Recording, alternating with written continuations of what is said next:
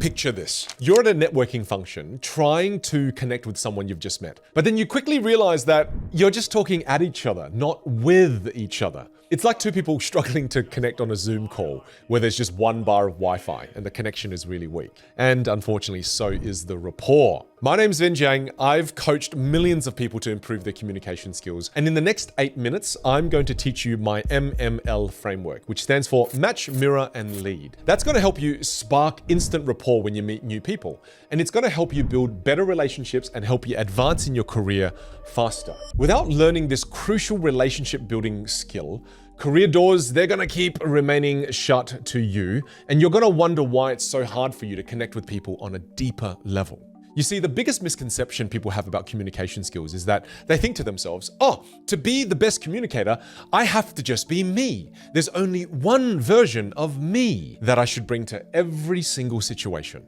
That's like you bringing a megaphone to a whispering competition. That's why the first thing you need to understand is, in order to quickly build rapport with others, you need to be willing to change your communication style depending on the situation you're in.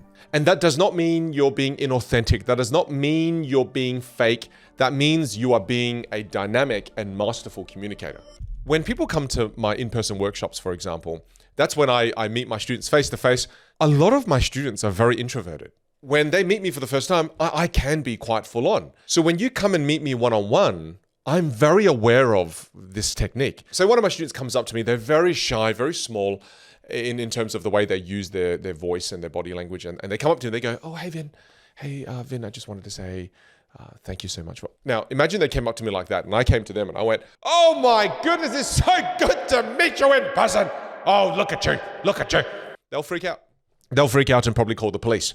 Now, if I have more communication mastery, then what I would do instead is if they came to me again and they went, hey, Vin, I just wanted to come up to say thank you and shake your hand.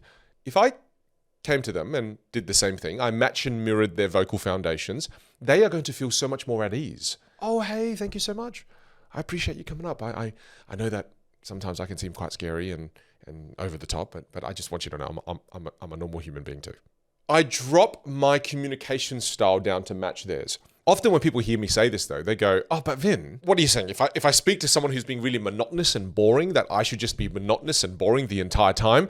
And that's where you didn't let me finish, right? I've given you the beginning of the answer and you didn't let me finish and then you just jumped in. I also realized that I'm talking to myself and creating this completely fake scenario.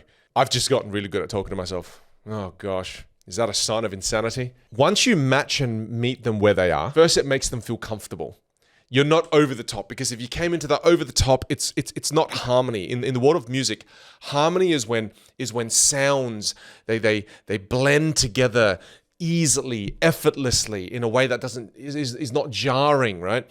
So you harmonize with them, meet them where they are, and then you slowly take them to where you want to go. So for example, so someone comes up to you, they're a little monotonous, you go, hey, I really appreciate you coming up and saying hello. And why don't you tell me, what was your favorite part of our workshop? What was your favorite part of our time together? And what you're doing here is you're doing an invite. You're slowly inviting them to where you want to go. So you add a little bit of melody to see if you can draw them out. Once again, if it's with the quiet person, you start really quiet. Oh, hey, thanks for coming up. I really appreciate it. And if I asked you, what was your favorite part of the workshop? Slowly see if you can lead them out.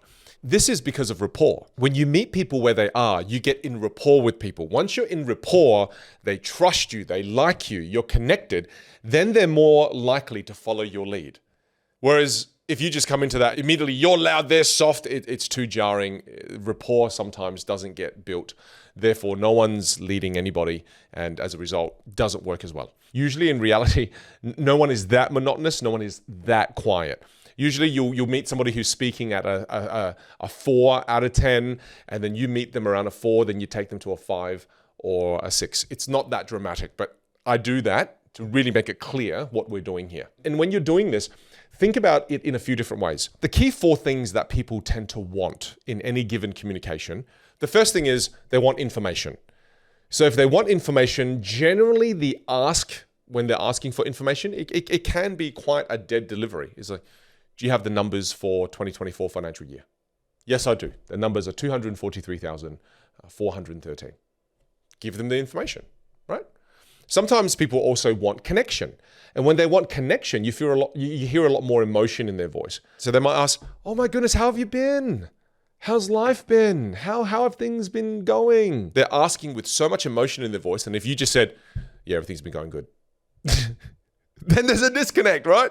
So when you hear that emotion in someone's voice, you know it's not just information they're after, they want connection. So then in your response, make sure there's emotion in your voice. Very easily, oh, things have been good. I gotta tell you, last weekend, I went to an incredible baby shower. It was so cute. Normally men don't get to go, but I got to go, and I'd love to share with you some of the lessons I've learned. Connect with them. So again, people could want information that also impacts their delivery, so you can match and mirror that delivery. Sometimes people want connection, and that impacts their delivery. You can match and mirror that delivery. Next, sometimes people want just peace and harmony, right? There are people who just really appreciate peace and harmony, and these are the people who they're scared of conflict. They don't want conflict. So when you're in that person's presence, just make sure you don't create too much drama and conflict and talk to them in ways that could make them feel scared. We all have friends who are like this. And the moment I say it, you probably think of a name. I can think of a name in my head straight away as well. Before I reveal the last thing people want from any communication, if improving communication skills is something you're new to, I recently recorded a brand new free 3-part video series that takes you through the core foundations of being a great communicator. And if you want access to that, just click the first link in the description. And then there are people who want fun, right? There are people who really want fun. They're playful. They want fun. They want engagement. And that's the kind of person that comes up to you and just, you know, they slightly tease you every now and then. They're like, oh, nice shirt. I didn't think you could pull off pink, mate. And they want a little bit of fun. So engage in some fun with them. And I always use that little simple framework. It's that when I'm sitting down with someone, do they just want information? Do they want connection? What's the top priority, right? Because generally people want some form of all four. But there tends to be a top priority in any given communication. They either want information, they want connection, they want that peace and harmony, or they want a little bit of fun. Whatever is their top priority, I will then often deliver it to them in that particular style as well. So again, a few little frameworks there for you to think about when you're also thinking about the foundational matching and mirroring of vocal foundations. And if you want to know exactly what those vocal foundations are, I talk about them in detail in this video over here. Go check that out.